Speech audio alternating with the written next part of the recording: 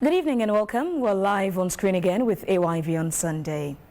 Sierra Leone has experienced enactment of several laws, but amidst all these domestic legal frameworks, the country still remains to be spotted amongst the developing countries in the sub-region and the globe. At the heart of several laws enacted in President Bio's government, there is a passion for safe motherhood and reproductive health care bill, which has ignited high level of interest from the government, of which many believe has passed many stages and is currently in the Legislative Committee for scrutiny due to its critical nature. Now, the crux of controversy has centered on the decriminalization of abortion, which has been frowned at. Is abortion really safe? Does the termination of a fetus based on consent from the mother still threaten the right to life? What about a woman's right to make the choices for her own body? Tonight, we will deep dive into some of these issues. This is AYV on Sunday. Tonight there's a battle between law and morality, of which naturalist law perspective postulates that morality gives birth to law and that law comes from morality. It all started with former President Nkrumah's regime and it was called Safe Abortion Bill. The intent was to increase women's access to safe and legal abortion, to permit access to abortion during the first 12 weeks of pregnancy, and it permits the mother to abort within 24 weeks of pregnancy, especially in cases of rape, incest, or health risk to the fetus on the woman or girl. But Sierra Leone's law, which dates from 1861, criminalizes abortion. The previous government faced the heat from religious bodies which led them to nip everything under the carpet. President Bio triggered the same bill in 2018 and called it the Safe Motherhood and Reproductive Health Rights.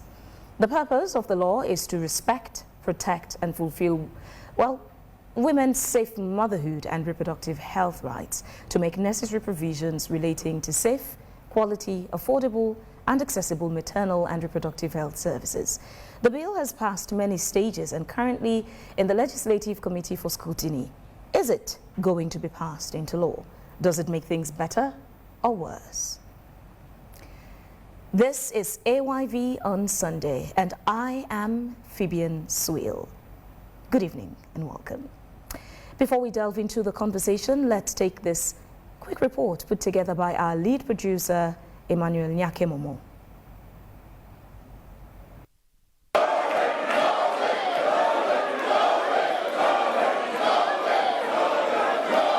It all started with former President Nkrumah's government, and it was called Safe Abortion Bill. The intent was to increase women's access to safe and legal abortion, to permit access to termination of pregnancy. Like in the past, this same bill, amidst its reformation to safe motherhood and reproductive health care, still poses objection from religious leaders and some citizens of Sierra Leone. The stand is, I want for say every life, whether na 1 week old, 2 week, a month, or so, you get a right for leave, and not for terminator. Because if they be for terminate within pregnancy today, nobody not be for the way they call Pastor Mambu. Nobody not the way for pray for people that will go for heal. Nobody not the today. Some today will not be drug addict today. Pastor Mambu, a message, in preaching, in life, they don't change and transform them. The Deputy Minister of Health, Madam Jalikatu Mustafa, read the bill for the first time in Parliament. She seemed to pose great confidence as she presented the bill, unleashing its purpose. Opportunity for legal provisions for certain conditions, including rape, incest, sexual penetration. Also in situations where the life of the woman is at risk under certified medical qualification, these services will be. Section 4, subsection 2, paragraph H makes provision for safe termination of pregnancy services. This portion has ignited controversies amidst other areas in the bill. However, the Speaker of Parliament declared that the bill should be put on hold and referred to the Legislative Committee in Parliament. Good evening and welcome. Joining us tonight is a live audience whom we shall be hearing from later on in the program. Also on Zoom, 2 tonight.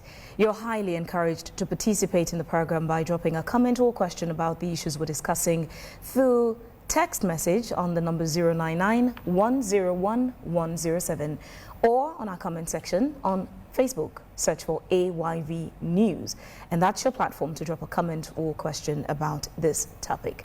So in the studio this evening on the main panel, I have Dr. Austin Dembi, the country's Minister of Health. Good evening. Thanks for joining me tonight. Thank you very much. Glad to be here. I have Tanya Fraser. She would be speaking from sexual and reproductive health rights perspective. Good evening, Tanya. Thanks for joining me. Thank you very much. And I have Rashid Dumbuya Esquire, and he would be speaking from a legal and human rights perspective. Good evening, Rashid. Thanks for joining me. It's a pleasure being here. Thank you. There are several speculations about where this bill currently stands, the status of the bill. Let's start with the minister. There are several theories, some saying it was meant to be passed secretly without, the awareness of many people. Some are saying it's almost there. What's the status, the official status of this bill in Parliament? Thank you, Vivian, and it's a real joy to speak to your audience, your viewers today. There's no secret about this bill. We've been talking about it for over 3 years, consultations, and talking to all of the relevant parties. As you heard, it was publicly read in Parliament for the first time as the first reading. It went through deliberations, and the Speaker asked for a committee to look into it and to carry on some additional consultations. A lot of consultations have gone on, and we've heard various views from disparate parties. We had like 18 papers on the subject, position papers. 16 of them favored the bill in its current state. 2 of them had specific suggestions or concerns or sensibilities, as the Archbishop referred to it. So what we've done is we've had active consultations and factored in some of these sensibilities and made an amendment to make the bill even stronger, much more appealing. And this was sent to Parliament, and it was sent to the Interreligious Council for them to look at it, because a lot of the amendments were based on their concerns or their sensibilities they raised. So we welcome that. It's a much stronger and better bill. It's different from what we intended for in the past, because we wanted to drive it basically from a right standpoint, from a woman's right to her body. But considering all of these sensitivities that have come up, we've factored how do we incorporate those and make it a stronger bill, a much more consensus-driven bill. So that's where we are. The Interreligious Council is looking at these suggestions, and we hope Parliament will convene again to just hear from all of the parties. We're very, very grateful for the President to convene a meeting of all of the concerned parties to hear their points of views. And everybody weighed in, and what the President said was, this is a strong, strong bill in the interest of women. We passed the Jury bill, we passed the Child Act bill, we passed a lot of bills that are focusing on women's rights and women's respect and status in the community. This is one addition to it. To get the baseline on, the official stand of the bill currently, to lay to bed all the other speculations and rumors about whether it's been passed or not. So, but if I could just land on that, right now it's with Parliament. It's at the committee stage. It'll be reviewed. The factors that have been discussed will be packed into play, and we hope that the Parliament will reconvene and let us move this forward and land this bill. Let's move to human rights perspective. I'll start off with you, Rashid Dumbuya. When does right to life begin? Sounds like a medical question. All right, I'm happy to be here. Yeah, but I want that from, the legal perspective. And luckily, you've worked with the Human Rights Commission of Sierra Leone as well before. So from the human rights perspective and the legal perspective, when does the right to life begin? Okay, so let's take it gradually, and then we get to perhaps what you're asking. I'm happy to be here, AYV. It's a pleasure. And I have written extensively around these issues. And when the proposal came up again to have the Safe Motherhood Bill passed, we provided an advisory opinion. And in that opinion, we made several arguments.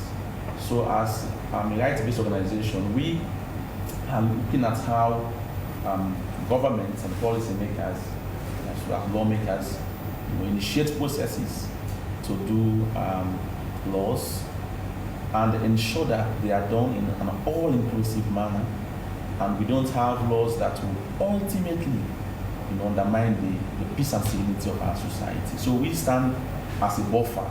And so this issue about safe motherhood, or let's come down to the real term, say abortion. It's something that has been very topical, and let's don't run away from that. Even progressive nations, the USA, for example, are having a lot of pains around this. So you will see effort being made. Even Rashid, I am so sorry to interrupt you there. I don't find pleasure doing it. Unfortunately, would have to, take a pause on your submissions because we're having a bit of a technical challenge with your mic. Please continue to stay in the program. I'll come over to the minister.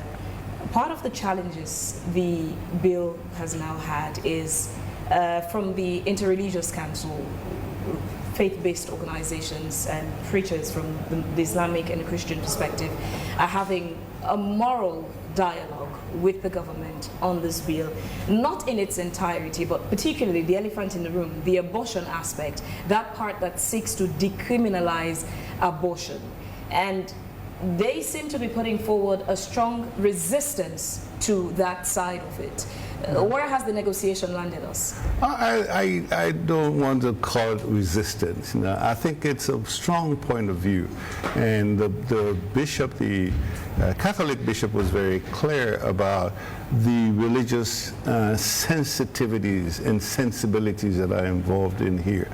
Again, one thing I want to make clear, this is a safe motherhood bill. But where has that negotiation landed? I think in my opening remark, I made it very clear that we put out a position. There were 18 different position papers that came out. The Interreligious Council had a particular position, and we factored those. I think we amended the bill to reflect those positions.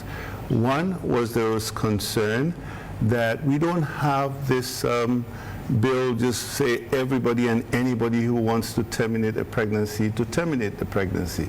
Because again, we started out from that standpoint that it's a rights issue. And so if they raise that concern that you shouldn't have it for everybody and anybody that wants it, what conditions or what circumstances would it be acceptable? And I think one of the things that was raised, that was put back to them was, if the mother's life is at risk, for example, ectopic pregnancies, where the baby doesn't form properly in the womb, it forms in the fallopian tube or in the abdomen. If you leave it there, the mother will die for sure. If you have situations where the fetus is not viable, doesn't have a heart. Are you now in agreement with the Interreligious Council? It's a negotiation. They had their points. We factored it in. We sent it back to them to consider it. But again, I think so both ends, the government and the Interreligious Council, have not come to a point of conclusion on agreeing on the same thing. Well, we wait to hear from them. They've made their point. May I also, sorry, just mention that we invited Bishop Akintayo Samjoli to be a part of the conversation today, and he had consented to join us virtually, but later on this evening he says he's having technical challenges from his location, so unfortunately he cannot join the conversation this evening, just to mention that. Well, Fabian, just for clarity, I cannot say it's concluded. They had points. We factored in, we amended the bill, we bent over backwards to accommodate the... But, this is a secular state. This is not a theocracy. So we have to look at all of the points of view, look at the woman's right, look at the religious sensitivities and sensibilities, and come with a compromise that accommodates all parties. That's where we are. Who should take much part of the compromise? Should it be the government or the Interreligious Council? I think everybody's right matters. You know, in fact, I think in this particular circumstance, you know, women should be here on this podium speaking. I've never been pregnant. I don't know what it feels like. Yeah, well, we invited your Deputy Minister, Dr. Jalikatu Mustafa. She's been extremely powerful voice. Yeah, this is just to mention, because you just said a woman should have been here. This is me just mentioning as well that we invited Dr. Jalikatu Mustafa. We have 50-50. And she decided that you all agreed as a team that you would be here, not her. Yes. So let's also put that out there. No, that's fine. Okay. That's really very, very strong. But anyway, the bottom line is we're waiting to hear back. But again, I think we have respect, we have trust. We trust the leadership of the Interreligious Council, and I think what we expect of them is to trust us as well, because what we're trying to do here is to solve a problem. Every day, women and girls are dying, and we want to solve that problem. So we could solve it from a religious standpoint, we could solve it from a medical standpoint, we could solve it from a social standpoint, but at the end of the day, let us have these women and girls dying of preventable deaths. All right, Rashid, your mic is sorted now, so we can continue this conversation. I asked you earlier, and please go straight to answering that question. When does the right to life begin? From the legal and human rights perspective. Yes, but lawyers don't really answer questions like that. Allow me to build my premise and I'll answer your question, right? Yes, so as I was saying, this issue is topical. It's a global issue, and the USA is a good example now that indeed judgments can even be revised, you know, and amended just in the interest of such discussion. For the very first time, we've seen Roe versus Wade, a whole precedent that has been there for 51 years or so, now being overturned because society's views in a very progressive nation, you know, appears to be changing on the subject. So it is not, you know, an unthinkable situation that is happening in Sierra Leone, where we're seeing the ministry, human rights groups I'm coming, please. Again, I don't enjoy interrupting you, but if we wanted the perspective of your organization, it would have been that. We want to get your perspective as a lawyer and from the human rights perspective. Yes, but that's where I'm going. I have to build a premise to get there. All right, just give me, I'm still under 1 minute. All right, so it is not unthinkable that this whole tension is happening. It should be welcomed, and that's exactly how we get to a good society. So, for example, there were a lot of issues being raised by the religious community regarding this proposal that was too aspirational, all right, in many respects for our society. We have a sheikh in the studio as well from the live audience who would get to speak. And we have videos from some pastors that would get to play. But again, when does the right to life begin? She's forcing me, all right? Now, from a human rights perspective, we have laws that guarantees a right to life. So at the international level, we have the ICCPR, and of course, at our domestic level, we have the Constitution, Section 16, all right, that guarantees broadly a right to life. Now, it is an unsettled law regarding when actually life begins. Some claim it's from right at conception, some claim it's when the fetus develops, all right? So even in progressive countries, there is the whole argument on that. So medical people have their viewpoint, all right, but human rights generally have agreed that even the unborn should be protected, all right? It is not that there are no exceptions, all right, because even the Motherhood Protocol makes some exceptions, which we are now a party to. But it has been an unsettled area, all right? Some have said it is at conception, some have said it's when the fetus develops. So medical people have intervened in this discussion, but when it comes to the law, all right, it appears as if the law guarantees right to even unborn baby, but there could be instances when such rights could be allowed to be taken, all right? So Motherhood Protocol has made it very clear and has laid some few grounds All right, for example, when there is rape, there is incest, or when the pregnancy endangers the life of the mother. All right, so, but we have to also understand that that protocol is for Africa. But then the African Charter on Human and People's Rights also calls for African realities to be taken into consideration as they implement the Charter and its protocols. So that's where the issue of cultural relativism comes in. So it's not a blanket check that the protocol is now saying this, states should just go and take and implement. You have to also be sensitive to your cultural realities. And that's why I'm happy today that the minister is here confessing also that some engagements have been made, all right? Yes, confessing, yes, that's the word. That some engagements have been made with the religious community, and they've taken some of, to that extent, some of their considerations. It ought not to have been so if they had not stood their ground, because we know the bill was almost going to pass, all right, until they took up the very strong ground, and today we are talking about discussion and looking at their amendments and proposal. That's what we welcome in a society. So we as Legal Link, we are saying, don't pass laws in a secret manner. Ensure you get, because it's a sensitive issue. Sierra Leone is not a religious state, but it's a highly religious society. So the African Commission and the African Charter calls for that when you're passing laws, take into consideration your cultural, traditional sensitivities, which he has rightly said. So we are happy that we are making progress in that direction now. I'm sure the concern still remains, however, because we are following this up. It's like you've agreed on something, but where is the draft? All right, so they are asking a lot of questions on that. What we have agreed on so far, has it been reduced in a draft bill? And where is that bill? Because they don't want also to be taken by surprise again to go back to where they're coming from. All right? And I think they have been very consistent. We have to also thank the religious community because they've never politicized this issue. They were tough during APC's era, and they are tough again during SLP area. So it's a plus on their part. So let's take their views on board and shape this bill in ways that will stand the test of time. Tanya, let's hear a woman's perspective on this conversation. A bill that is said to be about protecting women and girls' rights, ownership to their bodies, saving their lives. The conversation is more between the politicians and the faith-based people. Where is a woman's right to her body in this conversation? It's not actually mentioned in this conversation when it comes to the religious leaders.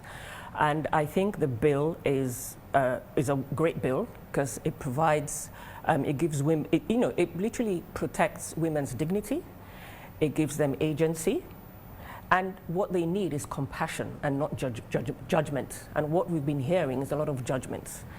And although, women were not a homogenous group, so we can't say we all agree, but I think for a lot of women, they've actually recognized that this bill goes a long way in giving them agency and also empowering them to play a huge role in their own sexual and reproductive rights.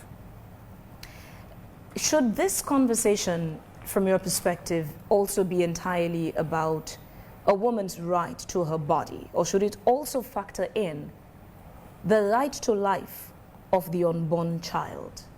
Which again, the entirety of the bill is not the contention. It's that aspect that speaks to decriminalizing abortion. Should it just be about a woman's right to her body? What about the right of life of that child? Well, if you remove the right to the life of the child and put it to one place, then you're actually removing the agency of the woman, because the woman is carrying the baby. The woman is responsible for the fetus from conception all throughout.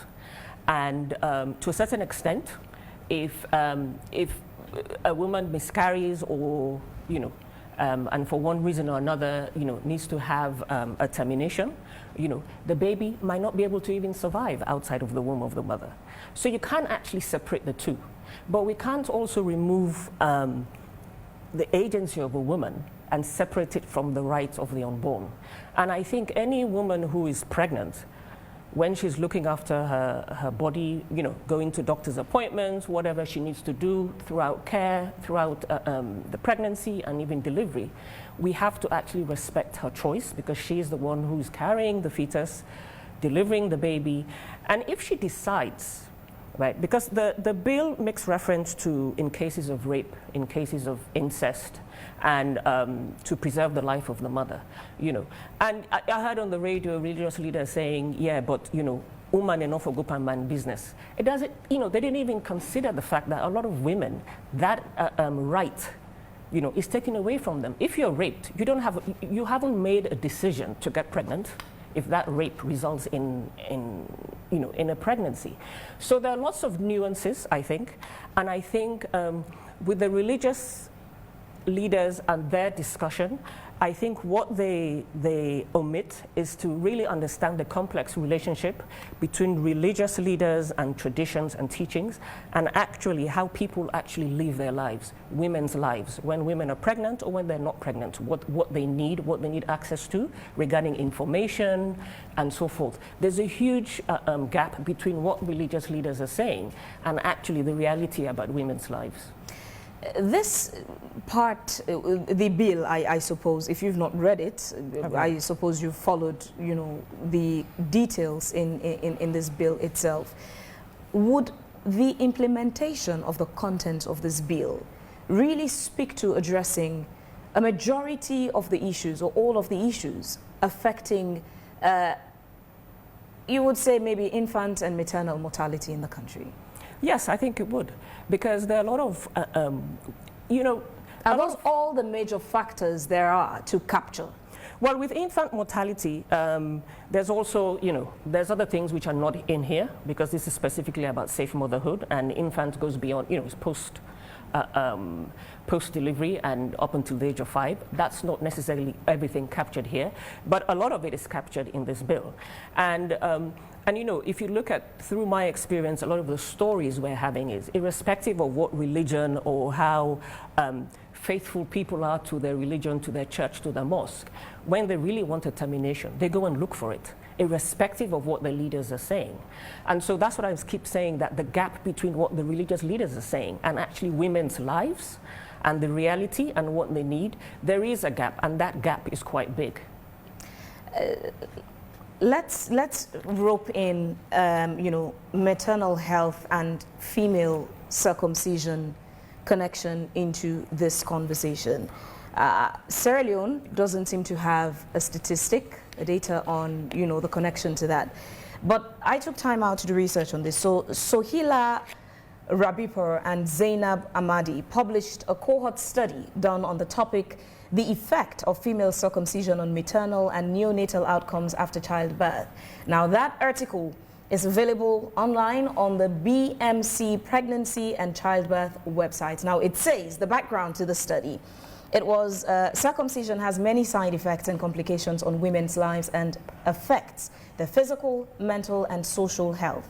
The present study aimed at investigating the effect of female circumcision on maternal and neonatal outcomes. And what they did was to have 160 females circumcised and 160 females uncircumcised for the study. Now, as part of the findings, it has a couple of findings, but one of which, it says 85% of women were circumcision type I. The higher mean duration of the second stage of labor, second and third degree of tear, and need for oxytocin in induction were significantly higher among circumcised women. The existence one stage of labor, second and third degree of tear, and the need for oxytocin in induction were significantly higher among circumcised women. Now, the conclusion of that report is that these findings underscore that circumcision, a prevalent predicator of poor neonatal outcomes and delivery processes. Therefore, these circumcised women need intensive care during delivery. Now, I know Sierra Leone does not have a research, but here's a study. So with circumcision being another contributing factor to maternal mortality, why isn't there a portion of the Safe Motherhood bill putting a regulation on female circumcision to save women and girls? Vivian, thank you very much for your deep scientific research into the subject. But there's what they call meta-analysis. You don't make conclusions based out of a single study. You look at a range of studies and see where the trajectories around those studies. So again, what you see there is an association. Okay? What you need to do is to see what other contributing factors do you have to maternal mortality, and what is the attribution by female genital mutilation. Are you saying female circumcision has no part no. in the conversation? This is a scientific conversation we're having. What is the attribution? What is the attribution? Right now, what we see is postpartum hemorrhage. But what's your stance on this? Does female circumcision have a part in maternal mortality? There are lots of issues that contribute to maternal mortality. And female circumcision is added as one of those. Female circumcision could be one of those factors. Yeah, so the question remains, why isn't there any portion of the Safe Motherhood bill on female circumcision? Because again, the premise of the bill is to save women and girls' lives. Now, just so again, let us see what have we been able to achieve.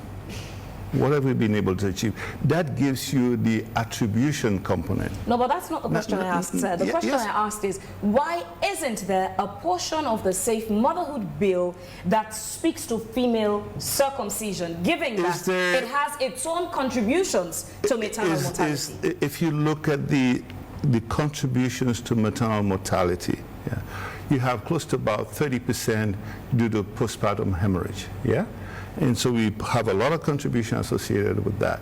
You have preeclampsia, you have high blood pressure that are bigger numbers in terms of their contribution. So again, if you're looking at a bill, or a comprehensive bill, or whatever, you don't look at 100% of the needs. You look at what conspicuous absence of female circumcision in the Safe Motherhood bill connected to politics, with politicians not wanting to offend why would that the be female the case? society, Why would that particularly be? Again, I think I take a little umbrance to that, because again, our motivation is to protect women. Our motivation is to protect women. In the studio here, you don't hear a mother's cry. Do you not agree that female circumcision is part of the dangers to women and girls? It could be. Yeah, so why isn't it in the bill? It could be. Well, I'll tell you lots of other things that are not spelled out in the bill. It's sepsis in the bill. It's sepsis in the bill. There are lots of contributing factors that go to what leads to maternal mortality. What we're doing here is to have broad interpretations, broad issues, that if you have interventions in those areas, you get the requisite delta. You get the requisite change that's associated with it. Again, the world over, there are lots of people who are having maternal mortalities that don't do female genital mutilations. What do you say about those? So again, I think what we're looking at is weighting. You weigh the contributions of all of the different things towards these outcomes that we're looking at, and how do you do a stepwise logistic regression to say, if I remove this, what's the impact? If I remove this, what's the impact? If I remove this, what's the impact? Right now, our focus is on preeclampsia, eclampsia, high blood pressure. Our focus is on hemorrhage.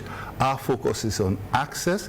In fact, what we're trying to do now is to remove all complications. That's why we're looking at 8 encounters during the pregnancy. In the past, it's 4 encounters. Now, when you encounter the health facility for the first time, we check your blood pressure. We see if you have any underlying conditions, if you have sickle cell anemia, if you have diabetes, if you have obesity, if you have all of these factors that we know directly impact the health outcomes. We start dealing with that at your first encounter, so that by the time you come to labor and delivery, we're not surprised that you had high blood pressure, but we've managed that. We're not surprised that you have sickle cell anemia. We'll factor that in. We're not surprised that you have cancer or something that will factor those in. So those are the big issues. So again, if we bring in female genital mutilation, which is a big issue in its own right, based on a single study, I think we're not really being fair to the spectrum of opportunities that are there. If we build the whole bill around the single issue that's based on a single study, I think we'll be cheapening the issues here. So it's a factor. We'll look into it. But there are major contributing factors that we'll look at this point to not only save the mother, but to save the baby. We've gone past celebrating the baby's arrival as a survival issue. Now we're saying what happens between day 0 and 6 years later, Dr. when you move there, and we're looking at all the history interventions. of this bill did not just start under President Bio's administration. Of course. President Kouama attempted, but he faced resistance from the interreligious community. Yes. Same thing is happening. Would this not risk the administration becoming unpopular in religious quarters? You see, what has happened is, Phoebe, and this is something that I really I'm concerned about. Yeah. The whole narrative of safe motherhood has been changed, has been moved to something else. The whole bill, as you say, 95% of the bill is focused on prevention. How do we prevent unwanted pregnancies? By making commodities available, by making sure that there's education, that's making sure that there's counseling, all of the support services that will make sure that people don't get pregnant when they don't want to. Once this pregnancy is had, our primary responsibility is to support that pregnancy. The radical inclusion is a good example that if you're pregnant, it doesn't matter, you give birth to the baby and go back to school. Our responsibility is to ensure there is zero preventable maternal death. That's what we're working for. Dr. What happens now? Let's put a reminder out on this. The contention for the sides or factors that don't seem to accept the safe motherhood bill. It's not the entirety of the bill. Again, it's the decriminalization of abortion. Well, let me land there. So now we've agreed on all of these things. What's Sierra Leone's data on the number of women who have died from abortion? Let me just land this piece, yeah? So now we've done all of this, from prevention to nurturing the pregnancy to safe delivery and post-delivery care. What you have is, outside of that, as you say in the case of rape, in the case of incest, in the case of the woman's health in jeopardy, as in the case of the fetus is unviable, people would like to terminate that pregnancy. No amount of counseling, no amount of prayer is going to help this mother if the fetus is growing in the wrong place.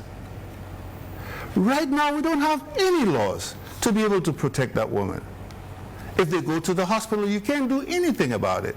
So what the women do is to go to quacks, go to the side, overdose themselves. So what's the data showing how many women have died or die either daily, monthly, annually from abortion? You know what, Philia? What's the data on I could give you a number on that, yeah? But this is a private issue. You think somebody who's going to terminate their pregnancy announces? Yes, we have those that are hospitalized. Do we have data on that? The ones we see in hospital, it's easy to retrieve that data. But most of this occurs privately. We only see it in hospital when it becomes an accident, when it becomes a problem, when it becomes something that you have to call an ambulance or 117 to bring somebody into the hospital. So are you saying there's no official data on this? We're just running on this blindly? No. Vivian, I will tell you the data that's available. Yeah, but that's what I asked. Do we have a data? It's an underestimate of what's going on. How many pregnant women who want to terminate their pregnancy, who go out and announce, register me for my pregnancy, I want to terminate it. So what we see... Dr. Debbie, I'm so sorry. I just really want to get this clear. Do we have a data showing how many women die of abortion, or do we not have a data? We have the data. If anybody dies... Where is that data available? If anybody dies in a hospital setting, you record a cause of death. Yeah? Anybody that dies within the hospital. Where is the data available? you go to, what's it called, DHIS2. DHIS2 has that available, it's publicly available, but anybody who dies in a hospital, be it from abortion, be it from heart attack, be it from anything, if it's happening within the hospital, it's recorded. But a lot of these terminations, they go to quacks. They go to other people, and they attempted, the hospital, usually what happens is when everything else fails, that's when they show up.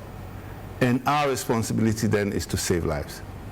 So again, I think my worry is that the whole discussion around the safe motherhood has been hijacked by this small number of people who need to terminate their pregnancies, who, if we don't help them, they'll try to do it themselves, or they'll go to quacks, and the consequence of that is either their death or permanent damage. So now, if we say there's no law, let's forget about the law, let's just ignore this. What's happening to these people? Is it okay that they die?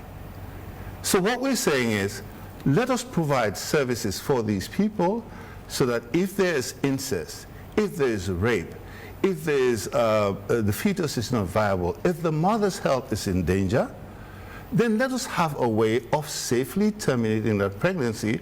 There are tools available, there are protocols available, there's regulation that this law will bring that will have regulation around it. Because right now there is no rule. Anybody could do whatever they want to do in the privacy of their homes, and what we'd see is the consequence of it in the hospital. Okay, just a minute. Let's take a look at this video of the position of a few of the pastors in the country and hear their perspective on this, and would come to Sheikh Ali Kale, who's currently with us in the studio. But let's first hear from, the Christians.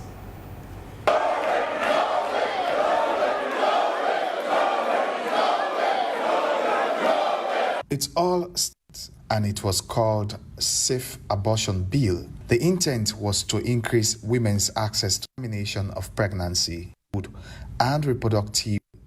The stand is, I want for CC, every life, whether now 1 week old, 2 weeks, a month, or so, a get right for leave, and not for terminator. Because if they be for terminate within pregnancy today, nobody not be for the way they call Pastor Mambu. Nobody not the way for pray for people that will go for heal. Nobody not the today. Some today will be drug addict today. Pastor Mambu, a message in preaching, in life, they don't change and transform them. The Deputy Minister of Health, Madam Jalikatu Mustafa, read the bill for the first time in Parliament. She seemed to pose great confidence as she presented the bill on. Thank you very much. What we really wanted to get was Pastor Mambu's point of view, and I thought we had Bishop Akintayo as well. But now in the studio we have Sheikh Ali Kale. Good evening and thanks for joining us, Sheikh Kale. Assalamu alaikum. Good evening. Thank you very much for having me. Sheikh Kale, so there has been, as part of the negotiation between government and, faith-based members, the Interreligious Council, a negotiation that the decriminalization of abortion isn't for everyone who feels like aborting a pregnancy, but in specific cases of rape, of incest, of health complications like ectopic pregnancies that puts the mother and the fetus at risk. That seems a fair negotiation, wouldn't you say? Thank you very much. Before answering the question, let me just address the panelists who have spoken so far. In the first place, religion is not an obstacle to progress. I want you to know that. That's why I'm very, very happy that I'm here with a top government official, the Minister of Health and Sanitation. How isn't it an obstacle to progress when we live in a country where we know that rape issues are serious, yes, to a point where the president had to declare an emergency on those? We still have women and girls who are being raped on a daily basis. And where has been the interreligious community in helping to fight these instances? there are women and girls who get raped and they get pregnant as a result of that rape. What should become of a girl who is under 18 who was raped and is pregnant? What should she do with that pregnancy? Thank you very much. I've taken note of all what they said. I have it here. I'm going to address them, if at all you give me a chance. Religion is not an obstacle to progress. The bill in question said in 9.2, look at 9.2. They said, my wife, your wife, has the right to do whatever she wants to do to herself. Not the specifics you are talking about. 9.2 said, the woman has the right Again, I don't enjoy interrupting you, but would get to the other areas of contention you have. Speak to the question I'm asking. What happens to a woman or a girl who has been raped and becomes pregnant as a result of that barbaric act of rape? Sometimes it's even incest, which both the Bible and the Quran frowns at. Yet it's a reality for many women and girls in Sierra Leone. What should such a woman or girl do with that pregnancy? When it happens, you address them. So we're asking now, there are women and girls who today, that is their reality. What should they do with the pregnancy? Well, let them come forward. When they come forward with such cases, we deal with them. As that lady was talking about rape, if you create the atmosphere, the rape is going to take place. Excuse me, are you justifying rape? No. I said, you the lawmaker, you the law enforcer, if you create the atmosphere, right, the rape is going to take place. They are creating the atmosphere in our schools, in our universities, even in the hospitals. Nurses are there, right, are being assigned in isolated areas with doctors, with their male counterparts, right? So we are creating the atmosphere of rape. Rape is a shameful thing. Incest is a shameful thing. Yet it still happens. So the law, yes, but the cases are very, very minimal. I want you to know that. Sheikh Kale, even if it's as minimal as one girl, one woman, that girl or that woman's life is equally as important as all the other women and girls who were saved from that unfortunate situation. Wouldn't you agree? Yes. What you do in that case, you deal with the perpetrator. You don't just come here and talk about things if it happens. What did you do? But we do have laws that speak to how a perpetrator, if found guilty, can be dealt with. But now we're looking at what becomes of the woman or a girl that was raped and is pregnant, raising a child without love. Many of these children become a menace in society. We've seen mothers who hate their children. How they feel about the father is a reflection of how they treat the child. How can a woman or a girl raise a child in love when that child is a product of rape, sometimes even incest? Well, if it happens, you deal with it. That's the right time for you to deal with. Don't come here and predict if it happens, because it's as if you are trying to create the atmosphere where people think that such things, could be done, right? So the minister is saying, he's talking here about secularism, for example, right? And he's denying Muslim ladies from having hijab in their workplaces. Mr. Minister, the other guy is talking about Sierra Leone is not a religious state. What we understand from that, they want to go ahead and do whatever they want to do. But it is not the state that's supposed to be religious. It is the people. We are dealing with the people. If you take the mic now and go out, 90% of the people are going to... Some of these people, if not all, perhaps many of these people who are the perpetrators of these heinous acts against women and girls, whether rape or incest, many of them are either Muslims or Christians. Yes. They go to church, they go to mosque, yet they do these heinous things against women and girls. Deal with them. Isn't there some amount of hypocrisy? For example, we have Anti-Corruption Commission. Does it go after people before they commit the crime or after committing the crime? When someone commits the crime, go after that person. Deal with that person according to the law. But you've still not been able, Sheikh Kale, you've still not been able to provide an alternative solution to a woman or a girl who gets pregnant through rape and incest? What should they do with the pregnancy? Well, you've still not been able to speak to that. Well, the reason for that is because it is yet to happen. When it happens, we'll find provision for that. We'll find solution for that.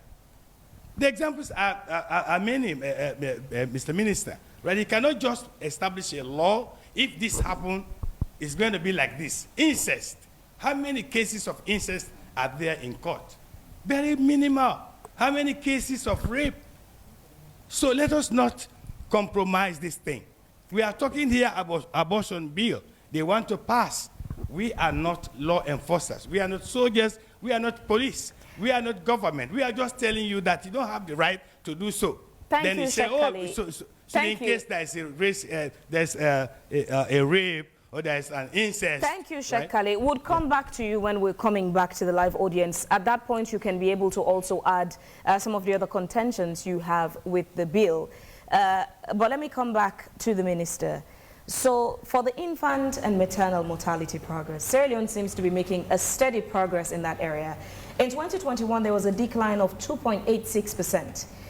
In 2022, we had 2.95%. And this year, 2025, there's 2.49%. So there's been a steady decline with infant and maternal mortality. With this progress recorded, we did not have to decriminalize abortion. How then do you now justify needing to decriminalize abortion when we've been making steady progress with infant and maternal mortality? Again, the bottom line is here, this is not an abortion bill. This is a safe motherhood bill. Yeah, but there's a segment sure. of it that Yes, tries to decriminalize abortion, which is the contention here in the What we're conversation. saying is, it's allow people who, for whatever reason, be it incest, be it rape, be it the health of the mother, in those cases to have a regulatory framework to ensure that the mother is safe. That you could terminate this pregnancy safely so that the mother remains healthy. Yeah, so That's it what we're still asking leaves for. me with the same question. We've made significant progress with infant and maternal mortality without decriminalizing abortion. So I'll tell you what's happening. So how do you justify needing it now? Excellent. Great question, yeah? We had in this country, the country with the highest maternal mortality in the world, 1,300 maternal deaths per 100,000 live births. Nobody gets close to that. The closest was about 800. We were 1,300. We brought that down significantly. At the last 2022 results, it was down to 443. We've set up a new emergency operations center to ensure that every pregnancy counts. Every pregnant mortality we know about, we investigate and find out what's going on. It's dropped even further.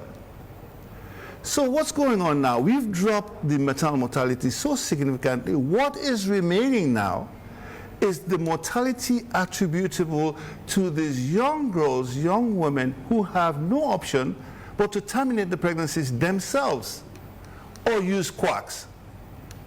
So again, the proportion used to be between 14 and 20%. The rate at which we're going will reduce everything else, but this group now will be contributing an even higher percentage. Until we address this, we're not going to that point where we're looking at zero preventable maternal deaths. That's our ultimate goal. And going back to Sheikh Kale, you know, he's a good friend of mine, he's a really respected person in our community. But Sheikh, I think it's important to talk to your counterparts, because the Interreligious Council did put out some positions. Yeah? One of it is, how do you deal with rape? Now, what we're looking at is you counsel, you support, you pray for this person, yeah? But if all else fails, you don't say that you just go out and die, or just go out and do whatever happens to you. We want to create an environment where you're able to safely terminate this pregnancy when all else fails. That's all we're looking for. It's not going to increase the number of abortions. It's not going to increase the number of terminated pregnancies, yeah? But we're saying what you have now, it's an unregulated space that people are dying because of preventable actions that we haven't taken. give those people the option, give those people the choice, to do it in a safe, regulated environment that would at least save the mother's life. Tanya, let's take this over to you. An abortion itself is terminating what is either life or about to become life forming in a woman's womb. How do we then justify taking a life for another life?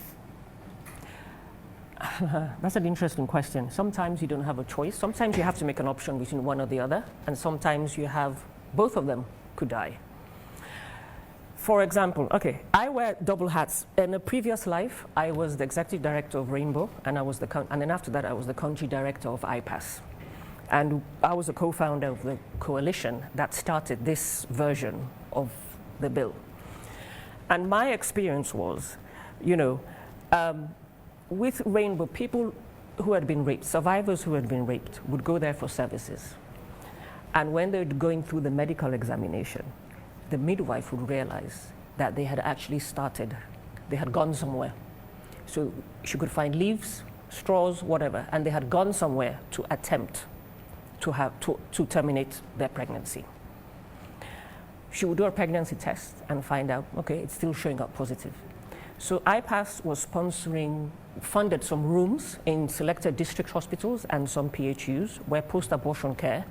So we trained the health personnel on how to do the procedure, and post-abortion care could be done. And what you got was a lot of women and even young girls will turn up. They have taken whatever tablets, they have gone to this quack, and they have gone to that quack, and they have actually started the process. And you can't stop it. So the service provider would actually need to complete the process and do the termination in a safe way, as they had been trained. And when it comes to termination, when women, and my experience is when they're pregnant and they want to have a termination, they're not thinking about the religious leader. They're not thinking about what their church is going to say. If they're thinking about what the church is going to say, they're thinking, how can I get this done without my church or my mosque or my imam finding out? Because the issues are the reasons why they need a termination. In addition to rape, unintended pregnancy, it wasn't something they planned. Maybe the contraception failed. No form of contraception is 100%. Maybe, as a child who's under 18, more often than not, they're raped or they're having. It's amazing the minimal information they have. Some of them say, oh, I didn't know I could get pregnant the first time. So there's lots of reasons why women seek termination. And when they've made up their mind, they go through a whole process thinking about it. How are we going to get it done? Where am I going to get it done? I mean, we've had fathers who brought their daughters to centers who said, my daughter is pregnant and she's going to school, and there's no way on earth she's going to have this baby, because if not, her education will be destroyed. And we've said to them, well, in Sierra Leone, it's restricted, it's not allowed. And he said, I don't care, I'm going to find somewhere to get it done. But we do have other policies now in this specific context of underage girls. Yeah. The radical inclusion added them to the school curriculum, so they're no longer thrown out of school because of pregnancy. They are allowed to carry on as long as they feel they're strong enough to do it. Yes, so that's there as a policy. And I can't tell you how many people still disagree with that policy. There are still some schools in this country who will say, no, no, no, no, she's now they treat them, after they've given birth, they treat these girls as adults. And so as far as they're concerned, the adults shouldn't be at school and she should stay at home. So the government is saying, as part of the negotiations with the Interreligious Council, they've limited access to, if this becomes part of our laws, access to the abortion to be for only victims of rape and incest, with proof that that's your circumstance, or for medical reasons that puts the mother's life at risk. But Sierra Leone being the country we know it to be, where we have beautiful laws, but implementation becomes a challenge, wouldn't this just lead to a spike in abortion cases? Well, first of all, right now, we don't really know how much of it is going on because it's all hidden. Well, the minister says there's a data on that. What we see in a hospital, yeah, the death in the hospital is reported. What happens out there? You go to your quack, you do whatever you need to do. If you don't land up in the hospital, how do we know? Yeah. Yes, so you were answering that. Wouldn't we this don't really know give us how a spike in abortion cases? No, because we don't even really know what exactly is going on right now. And the data we have is actually from people who turn up in the hospitals. Most of them is for post-abortion care. So that's what most of them is for. When we used to get data from, I remember, I think it was PCMH. I was at IPAS 2016 to 2018, so this is a while ago. Some of the data for causes of death would be, or why women sought services would be cleaning, and then you will see somebody say anemia. When we spoke to the doctors and you drill it down, cleaning was abortion. DNC. Right? Yeah. So it's hidden. And so women go for these services wherever they can get it. Tanya, we do have countries in the world that decriminalized abortion, but still, women die from abortion. Yes, because women sometimes don't go until the very late stage. Some women might not go, for example, right now. So what's the guarantee that decriminalizing abortion in Sierra Leone would still not lead to, like other countries that decriminalized it, leading to women and girls still dying of abortion? Because when women and girls seek services, this is where the information comes in, is that we have to provide information regarding access to a range of the services that are in the bill. So women tend to, for example, even when people are raped, sometimes they don't go and report it until 6 months later. They don't go immediately. So from the point when the woman finds out she's pregnant, it can take 2-3 months before she decides, okay, this is what I'm going to do. So what we need is education, is information, and it's also training of the health personnel as well, who would be providing services to these women and girls. But the cause, and also when you would look at termination of pregnancies or abortion, it's not only linked to death. A lot of people come and the complications are so severe, they can no longer get pregnant. They can no longer have children because the amount of damage that's been caused due to the illegal and unsafe methods that they've actually procured. So going to quacks and so forth is not only death, it also means that an individual can, that she might need to have a hysterectomy, to save her life, and then that will mean she can no longer get pregnant, she can no longer give birth, and so forth. So the damages is not only death, although death is the most severe, but there are other consequences of seeking care from unsafe or quacks, as you call them, or even unsafe personnel. But can I just add something? Go ahead. Which Rashid mentioned about the Maputo Protocol. Just to add, that Maputo Protocol was passed in Sierra Leone, no exceptions, but we don't talk about it. So there's a lot of things in that protocol that was passed and ratified with no exceptions. Rashid, I was going to come back to you. Your organization, Legal Link, is one of the organizations against the decriminalization of abortion. But with the negotiation they're saying now, it's for certain categories, rape, incest with both of it, and in medical complications. So if you are against decriminalizing abortion, what should women and girls who find themselves in these circumstances as victims of rape and incest or with medical complications that put their lives at risk, what should they do with the pregnancy? Let me be hasty to correct. We are not sure that's our position. We have never, and as a human rights expert, I will never do that. So what our position is, when you make laws that are sensitive, you have to understand the three theories of lawmaking. One, progressive realization, cultural relativism, and then the issue of also looking at the margin of appreciation theory. That's not a position on going against decriminalization. It's just calling, and that's what's happening now. We've called, and that's what we are seeing now. So don't despise when society reacts on it, get them on board, and see how you can adjust it. That's how we make laws. We don't make laws secretly. We don't make laws by a few people just pushing and hiding it, because it will affect the whole society. All right, so, but here is the question also I want to make, because I've heard a lot from what the minister and the reproductive rights expert is saying. The law was very as it were, the law was very aspirational, the first draft that was pushed to Parliament. It went beyond the 4 exceptions we're talking about now. There were issues about self-induced abortion. There was issue about abortion on demand. Anybody can just come up and just go and enjoy it if they want. There was also the issue about marriage women approaching services without consent of their husband. It was a very aspirational provision. Now, it is coming down to the exceptions that could make sense in the society, and that's what we are saying. So, for example, now you can argue on rape. We have data on rape, all right? To say it is our society's problem. How do we fix it?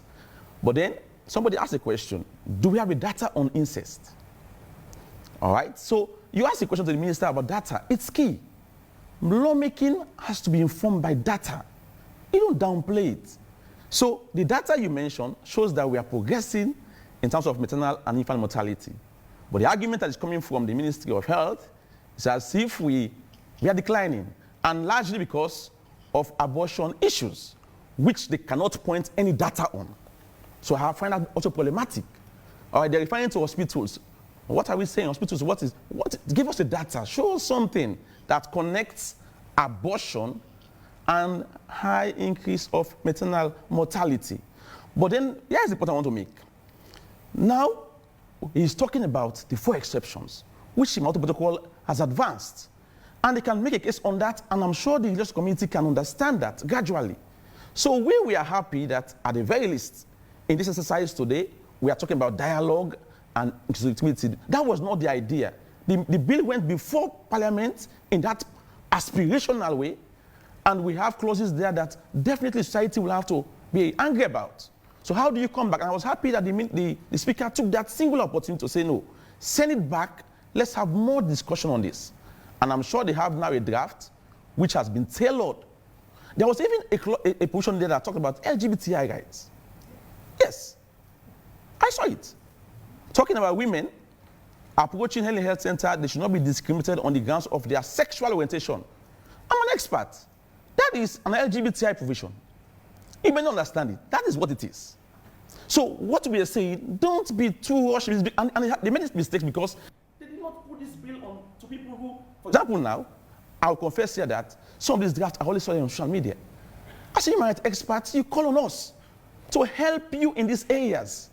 Because that singular clause was also problematic to the just community. Because that is an LGBTI provision. To say you should not discriminate on the grounds of sexual identity and orientation. You have gone to an LGBTI provision, which many of them don't even know. So that's what we are saying. Let's be humble enough and do this work, because it will affect the majority of Sierra Leoneans. And it will not be good for you to pass the bill now, and later on it is thrown out again. It's not sensical. Let's do it well so that at the very least, they are not against many things that are there. But these few things, which now we have seen that it has been tailored to some extent, and it's good for everyone. Don't despise the just community. They are saying something that is good, and international law says that you must take them on board, because cultural relativism is part of the way we make laws. All right, stay with us in the studio. We would come back to this main platform. It's time to go to the audience. The audience now has an opportunity to make contributions and ask questions summarized. But first, Sheikh Kali, I had said earlier that I would come to you when we're coming back to the audience. So what should we get at that would be a better way to conclude on this, that we would have safe motherhood bill from the religious perspective? Yeah. What would you rather see as a conclusion for the safe motherhood bill? Yeah, thank you very much for the question. I quoted 9.2, they did not address that. Well, our own way forward, hence it concerns souls. Leave that to God Almighty.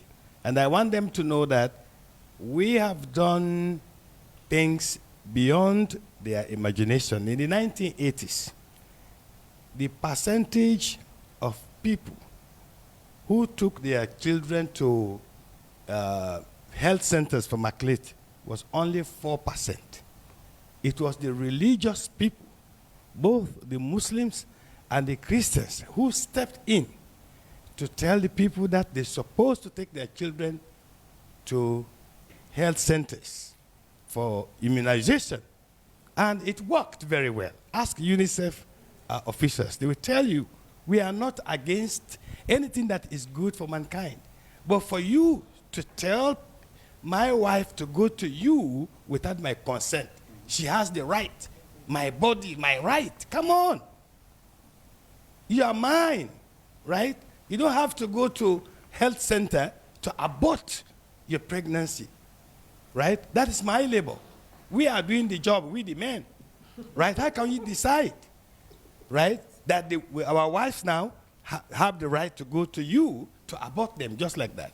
Then let us make this as a law, right? This is our position, right? But we agreed with so many of these, articles in that bill, right?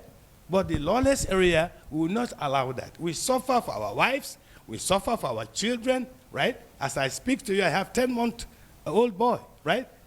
I do everything for him and his mother, right?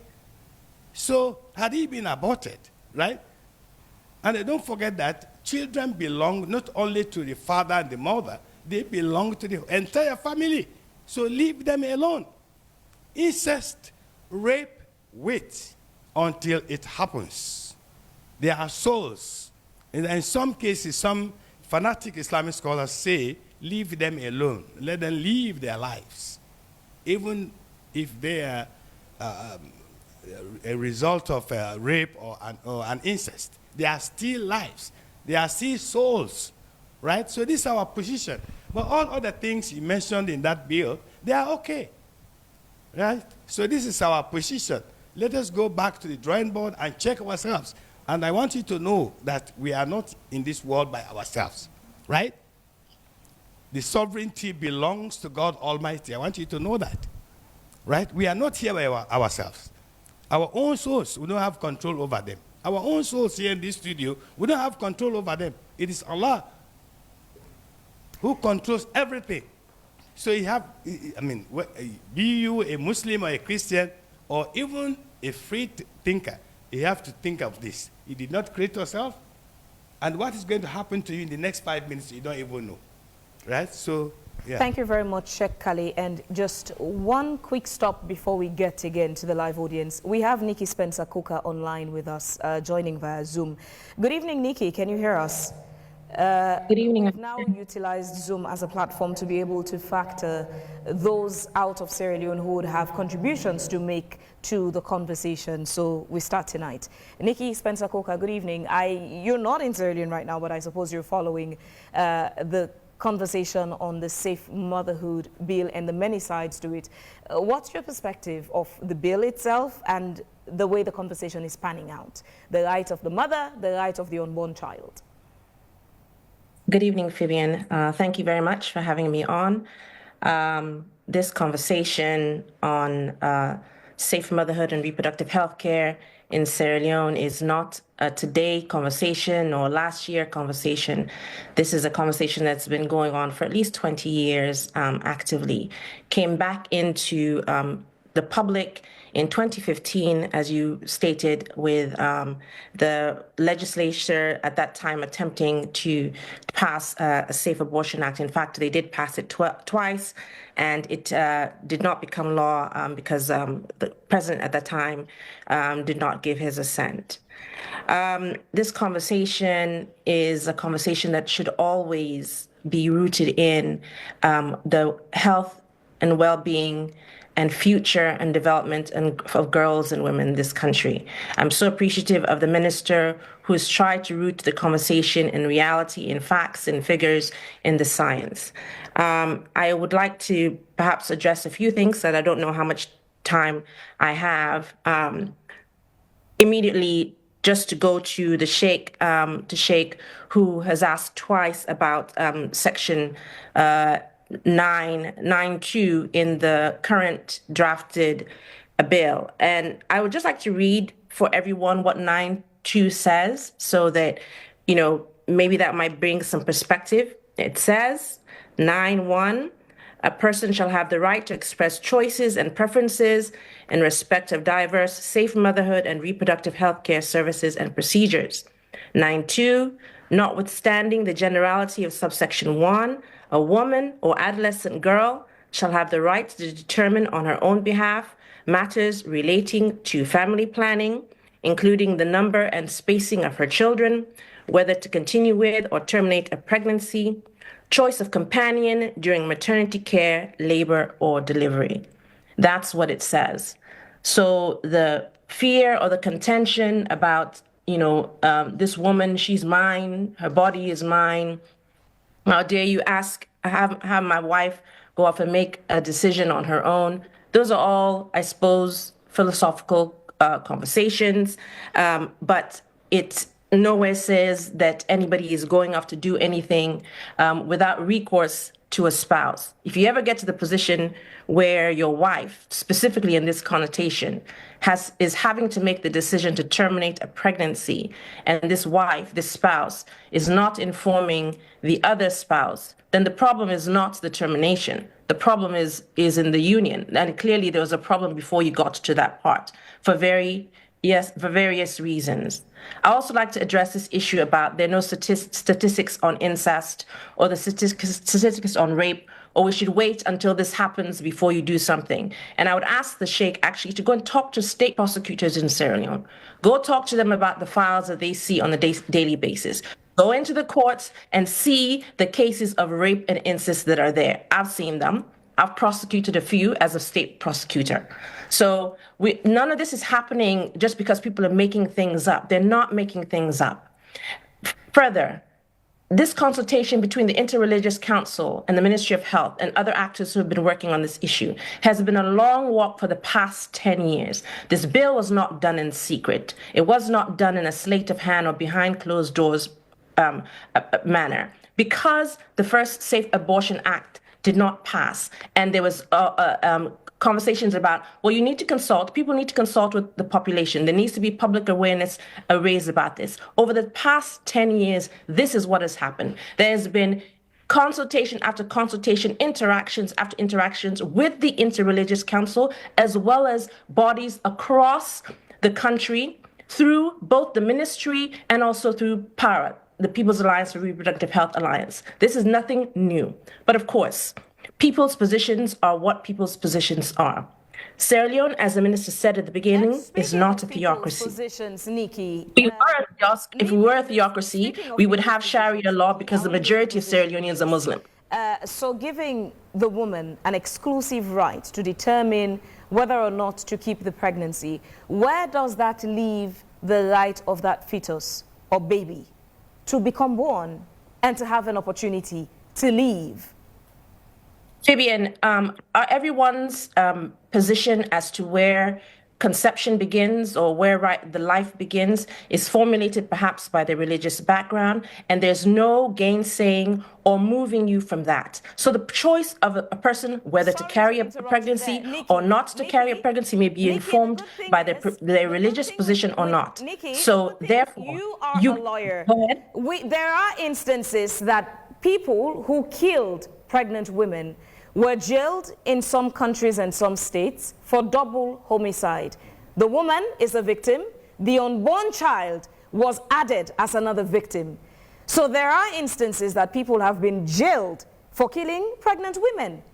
But there isn't Leone. So Sierra Leone has never. You asked Rashid Dumbuya, my colleague, about he could not answer because he can't answer that question. That's a question that you can't ask a lawyer to answer that question. Furthermore, Sierra Leone has a religious position by those who are in the religious community about conception, but it doesn't have a legal position about that.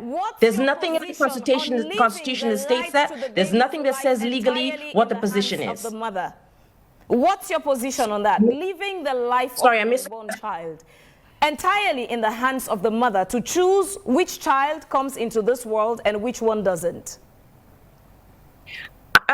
That's Fabian, that's a very loaded question. No woman terminates a pregnancy lightly. No woman terminates a pregnancy lightly. No woman who wants to bear a child in joy and peace and health will make that decision lightly. Nobody does it at 9 months or even 6 months. When a woman has to make the decision to terminate a pregnancy, it is through a traumatic and thought process that she's gone through and made that decision. So to say, if you're going to kill the woman and then you're going to kill the child, no, this is a double fallacy argument. Nobody makes that decision lightly.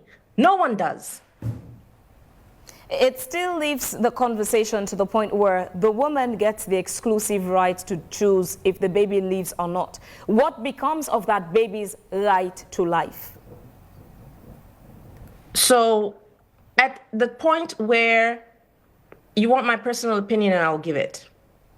This is my personal opinion. Up until a child comes into this world and is a person, the personhood, the person that you have to be most concerned about is the one that is alive in the world.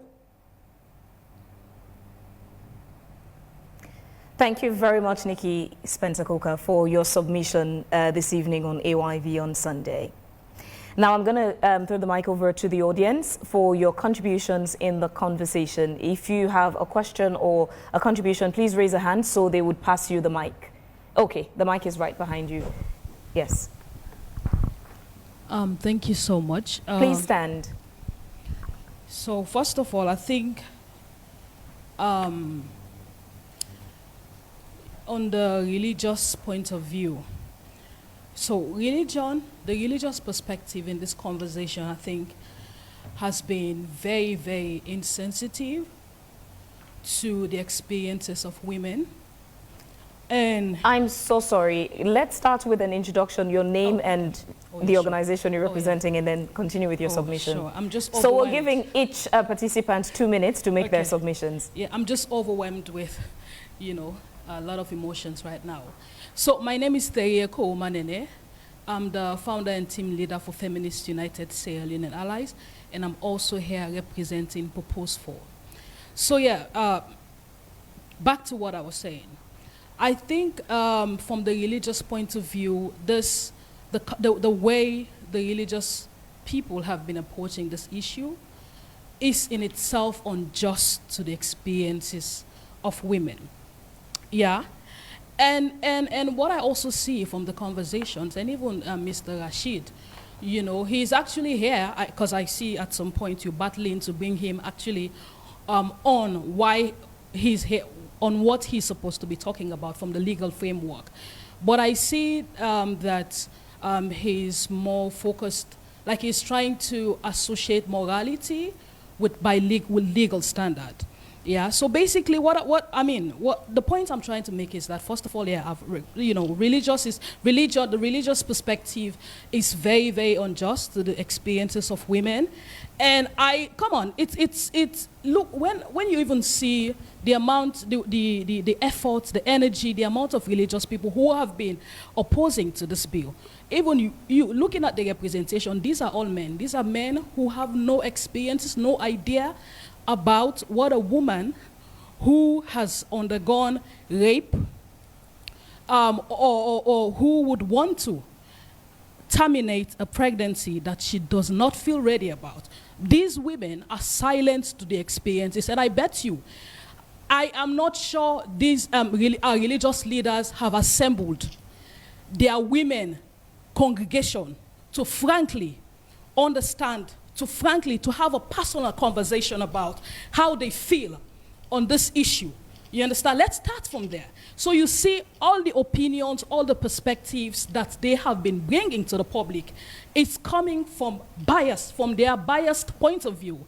And they are not representing their churches. They are not representing their female congregation. Let's start from there. For me, I think it's very hypocritical. Someone mentioned we have a lot of cases of rape and other social injustices done against women. What has the religious body, what has the religious council done to actually help sensitize against rape and other negative things? So we'll have to end it there. We were making it 2 minutes per contributor. Anybody else with, yes, your name and the association organization you're representing? Hi, my name is Juliet Mamawa Kaikai. I'm an African feminist lawyer, and again here with Purposeful. Firstly, there's a question that you asked the minister about why FGM is not included. There is a current bill, the Child Rights Amendment, that is in front of the Legislative Committee that seeks to address FGM.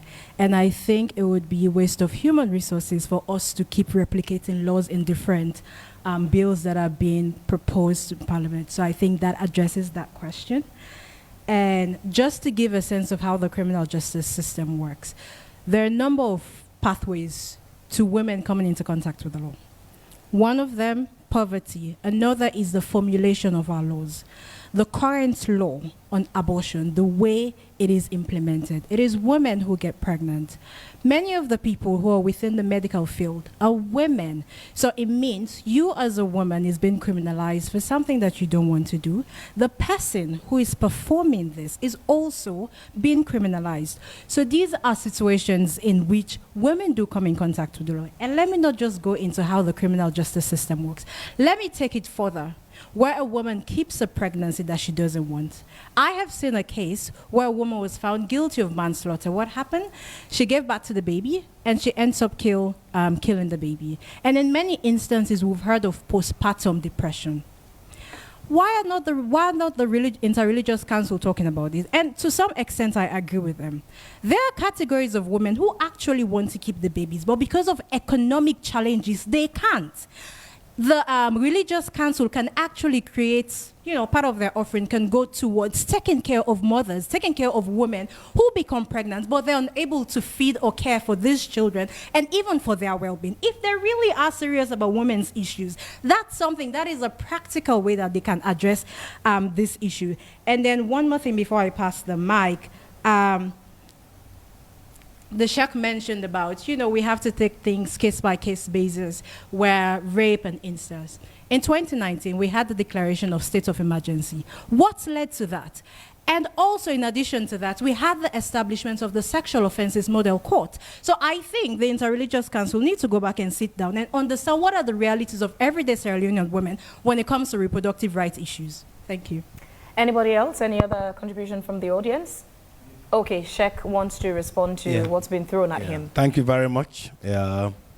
Well, now you can see how difficult it is to be a religious leader, right?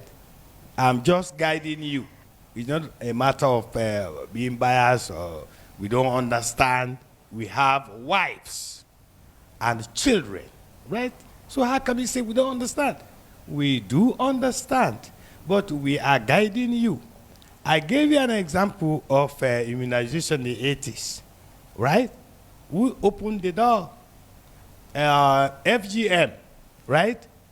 We opened the door. We told our people that it is not a religious practice, the FGM you are struggling with.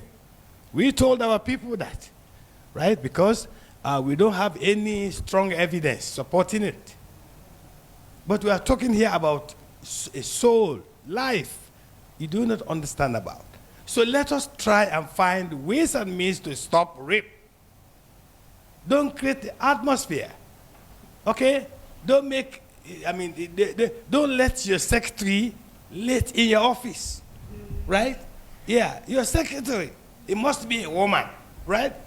Who gave us that idea? And you late in the office with that lady, right? Both of you are sexually active. So that's where rape comes from. Close that door, right? Your nurses, Mr. Minister, allow them to dress properly. Allow the female nurses, the Muslim female nurses, to put on their hijab. All these push away what you call incest or rape. Come on, let us be modest. Let us promote morals. Sheikh right? Kale, So what does dress code have to do with a baby in a wrapper that is raped by an adult man? What does dress code have to do with a girl being raped by her father, by her uncle, or someone she lives with as a relative? What does dress code have to do with that?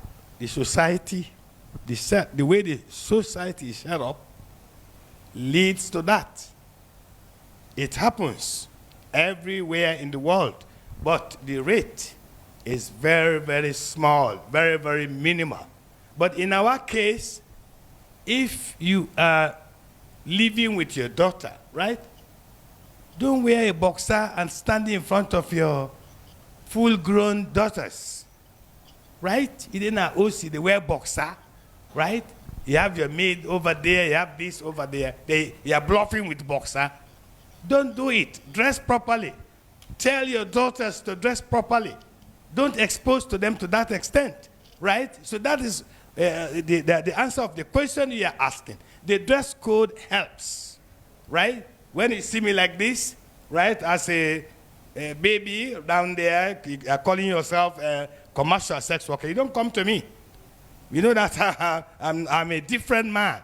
So, right, when I see you in modest way, right, when I see you in hijab, I know that you are hands off, you are complete hands off our guys. I don't go closer to you. I know that you are not that kind of woman. But with short skirt, with almost naked. Please continue to stay with us in the program. On 17th of January, we had an interview on Wake Up Sierra Leone with Bishop Akintayo Sam Jolly. We're going to get an excerpt of that interview now. Let's get to hear what he said during that program, since we couldn't have him in the studio today again. Remember, we extended an invitation to him. He consented to be a part of the program. He said he was going to join virtually because he's away, but unfortunately this evening he told us due to technical issues he cannot join the program. But let's get this portion of the interview with him on Wake Up Salon on 17th January. Thank you for having me. Nice meeting you. Indeed. You've been re-elected for the second time. Why do you think that was the case? Our leaders in the body of Christ in the Pentecostal fellowship look at works and deal with what is desired and deal with a sense of direction, and they look at the fruit. As a fellowship, we give ourselves to some of these areas and much more. Yes. Do you have like yearly activities, you know, that perhaps speaks to continuity from what you've just said earlier? Do you have things that would, what should I say, rekindle or solidify this unionism among churches in Sierra Leone? Would be inauguration ceremony that comes on after districts, so that it is, you know, no one thinks that it is just we go through that one, and then such churches would apply, would get the form filled. We're servants of God, and we're in charge with the responsibility not just to be moral guarantors, which we are, that what is supposed to be the merit is all clouded and all tied to means. And so we found a whole lot of deception. Let me quickly say to you that since 2014, okay, on the 2015 and until now, so we're talking about averagely 11 years, okay, we've had various levels of interaction since we went to Parliament and to His Excellency in 2015 to say no to the abortion bill, and the then President did not sign it into law, to now we would be called into some engagements. In fact, after 2015, things went down. Then a couple of years later, they began to bring things up again and bring us into conversations. And then we'd put out, what are your concerns? We put out the concerns and say, okay, that's fine. Okay, we've taken note, and this will be co-opted, will be, brought into the document. And then later on, you ask, so do you agree now? So I agree to what? Can we see the document? Oh no, we had a meeting. So no, yeah, we had a meeting. Let's see what was put into it. When it's produced, it's the same thing. Nothing was changed. In one very insulting engagement we had at Family Kingdom, the people, the proponents of the bill, sat on the side, and then they said, okay, we know what the problem of the intelligent people are. It is they don't like the word abortion, so remove the word abortion. And we sat down, wondering, are they really serious? Well, let's keep quiet and see what they're going to do. And true to the fact, they removed the word abortion and put termination of pregnancy. Not just like you're dealing with a child, when you're trying to mess around with their minds. I'm like, what's going on here? Okay? And this has carried on all throughout this period. Now, one of the things we've been seeking to do at this point in time, first is to get people to know the contents of the bill. I'm saying to you, because they've been used to the fact that most Sierra Leoneans don't take time to read, they only go with what they're told, okay, and they believe that. So now they use the word, nice word, safe motherhood. Anyone who hears the word safe motherhood, you know, Bill. And by the way, that name has metamorphosed from one state to another. You're okay, safe. And they come with some things, surface matters. You know, you're going to provide good health services for women, and etc., etc., etc. Just a minute. Let's go into the bill and break it down, even before we go into our position. So, for instance, the things I may want to discuss, maybe bring out to you, are more scientific than before I even get to religious. As a preacher, you expect me to start from the religious perspective. But I'm saying to you, let's go down to, let me say a few things to you if you don't mind. Yeah, sure. Okay.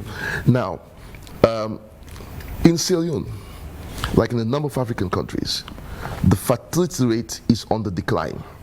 Okay, and that is, all of these things are documented. All these things we're making reference to. I mean, well, for example, now making reference to Sierra Leone Demographic Health Survey of 2019. Okay, if you go to Google and check, they'll give you projections that come right onto 2025 that shows constant decline in the population of Sierra Leone. Now, having said that, let's also look at the fact that this bill is also promoting LGBTQ values, okay, which are going to eat on our traditional stance. What happens in relationships? If you're in a relationship and the woman does not feel comfortable or even safe to even have this discussion with her spouse, she's not going to have it. I've had nannies for my son who have actually said to me, look, I've had 3 children, it's enough, and my husband doesn't want me to have contraception. So I went to get it done by myself. He found out and he beat her. So that's the reality. It doesn't say here that without discussion with the partner, but it empowers the woman to be able to seek information. She has the options available that she can take. It doesn't mean she's going to go and have an abortion if she doesn't want one. And regarding the termination of pregnancy that the bishop was talking about, when I started, I joined IPAS in 2016. We actually went round to find out what was the issue with the previous bill that the then president refused to sign. A lot of people, including women, actually mentioned the word abortion. They didn't like having safe abortion. They came up with so many versions. There was termination of pregnancy. In other countries like Bangladesh, they use regulation of menstruation or menstrual regulation. There are lots of words you can use, right? We've gone, even PAHA, we had chapters in every single district, the 16 districts of this country, and we used to go out and do consultation upon consultation, holding, and we had religious leaders there and so forth. So, you know, the whole thing about we were not consulted, right, is a red herring. I'm sorry. I have been, even when I was away from Sierra Leone for 2 years, I used to join online some of the consultations that was done with the Interreligious Council. So it's a red herring. I'm sorry, it's a red herring. And they've been going around, the anti-abortion movement has a strategy, and it's about misinformation and disinformation. And they have got it down to a T. The whole discussion, Bishop Sam Jolly was interviewed the week before the 17th when the minister was on AYV, and they played a recording. I listened to that recording. There was nothing in that recording that he actually said that was truthful. He made comments about ectopic pregnancy. Well, why don't you let the woman carry the baby until the 7th month? The woman would have died by then, because the ectopic pregnancy would have killed her and killed the fetus. So you can't wait till the 7th month. The other thing he said was, he said something about the counseling that is available, that says in the bill. He said the counseling will be used to coerce women into having terminations. That's not what the counseling is for.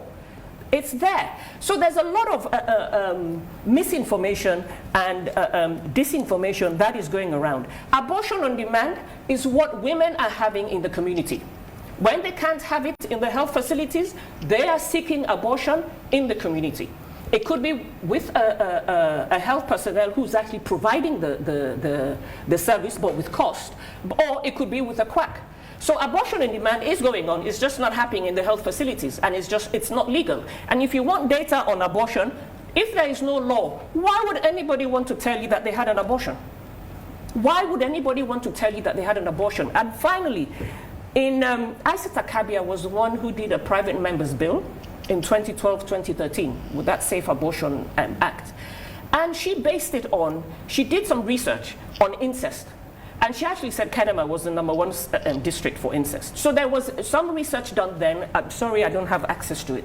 So my anger is, give women correct information and let them make their decision, right? If you're going to make a decision as a woman, I'm married, whatever decision I want to make, I'm going to have that decision and have that discussion with my spouse or with my partner. It doesn't have to be in a law. And I can tell you that there will be no law made in Sierra Leone that will say men have to have a discussion with their spouse, with their wife, to have a vasectomy. It's not possible. It wouldn't exist in Sierra Leone. So I'm sorry. The hypocrisy is amazing. The misinformation and the disinformation, which is all part of the anti-abortion movement, is what exactly we're seeing now. Thank you. Thank you, Tanya. And to the minister, finally. Yeah, I don't know how to thank you for really laying this bare. You know, at times, you know, as politicians, we want to be diplomatic. And again, what I heard from my best friend, Sheikh, it sounded like women were objects for the men to determine what to do, when to do, where to do it. That is not even 1600. I think we've gone past that. You know, this is the modern Sierra Leone. And, you know, my learned lawyer colleague talking about what's happening in the US and other places. No, this is Sierra Leone. We are the ones in the hospitals that hear the cries. You may not hear it in your chambers. You may not hear it in your mosque. You may not hear it in your churches. We hear them in the hospitals. I worked for 10 years in Shigwema, in the Nixon Memorial Hospital, the famous Nixon Memorial Hospital. It's a Methodist hospital. Young women used to come out there needing to terminate their pregnancy for whatever reason. The mission hospital says no. They just go around. 1 week later, they come in a wheelbarrow or in an ambulance or in a hammock.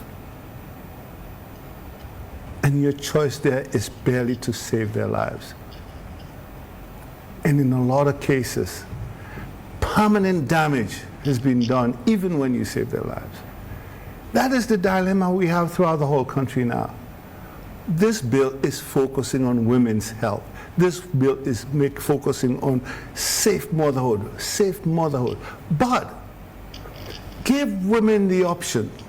Now, Sheikh, you may not have read these amendments, you know, but it was presented to the Interreligious Council and to Parliament. Nearly everything you've talked about, Section 1, Section 3, Section 7, Section 8, Section 9, Section 10, have all been accommodated, bending over backwards to accommodate the sensibilities, not the full acceptance, but the sensibilities of the religious partners. So again, we have a superb product that's based on Sierra Leone. Looking at the map, Dr. Dembi, we would have to limit it there because primetime news should be starting in few minutes. In a few seconds, just in few seconds. Please, let's make it 10 seconds. Yes. In this, you have the best bill that you can have in this country that has accommodated the religious sentiments and sensibilities, the legal sentiments and sensibilities. Thank you very much, it's now time to protect our women. Austin Dembi. Dr. Austin Dembi is the Minister of Health in Sierra Leone, and we've also had Tanya Fraser speaking tonight from a sexual and reproductive health rights perspective. We've had Rashid Dumbuya Esquire, a legal and human rights expert, making submissions there. Thank you very much. And the live audience, we've had Sheikh Kali as well, being part of the live audience. Thanks to all of you. Well, we will end today's edition of AYV on Sunday here. I am Fabian Sweel, and I've had on the panel these amazing people, and thanks to you, our lovely audience, for tuning in, and especially to those who contributed with comments on our Facebook page and text messages, even on our YouTube page. Thank you to our producers, Emmanuel Nyake Momo, Ransford McLean, and the entire AYV on Sunday technical and production crew. Have a lovely Sunday evening. A repeat broadcast of the program will be aired on Wednesday. Up next is Primetime News. Good night.